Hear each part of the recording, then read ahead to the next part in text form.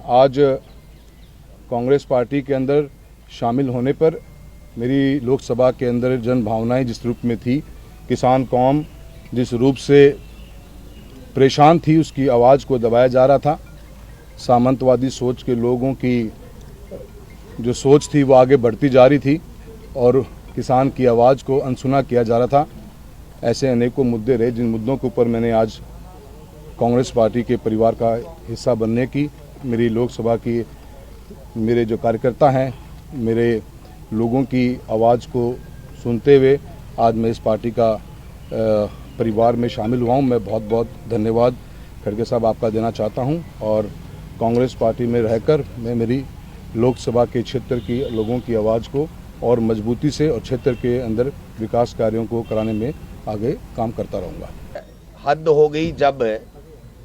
राहुल कसवा जी को जिस प्रकार से टॉर्चर किया गया किसान के बेटे के रूप में,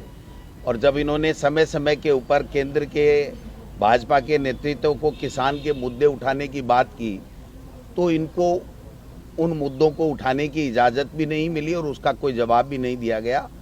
तो मैं समझता हूं कि जब बात आई कि किसान का बेटा परेशान है, सेवा करना चाहता है और कांग्रेस पार्टी की विचारधारा को आत्मसात करते हुए उसको आगे बढ़ाना चाहता है, और जो राहुल गांधी जी की जो हमारी यात्रा है, इनके मुद्दों से प्रभावित होकर के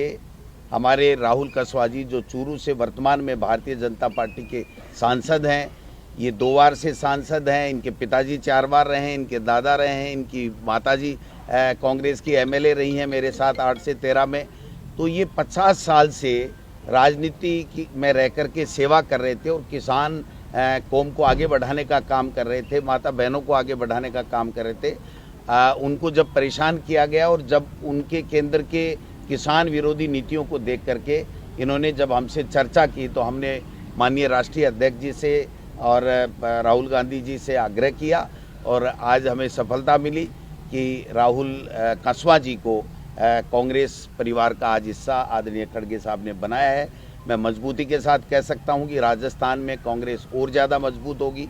कल कुछ लोग कांग्रेस पार्टी छोड़ कर के भारतीय जनता पार्टी में गए थे, लेकिन वो सारे के सारे लोग जिनका अब जनाधार नहीं बचा है, जो हार चुके हैं, जो वर्तमान में किसी पद के ऊपर नहीं वो गए हैं। और आज हमारे सामने कल भी हमारे हरियाणा के एमपी के सांसद किसान परिवार किसान के बेटे आए, और आज फिर एमपी लगातार 5-6 बार एमपी रहना उस परिवार का और खुद का 2 बार एमपी रहना, ये किसानों के खिलाफ जो केंद्र की जो नीति है, जो दमनकारी नीति है, उससे परेशान होकर के हमारे साथ में कांग्रेस पार्टी के साथ में जुड़े हैं।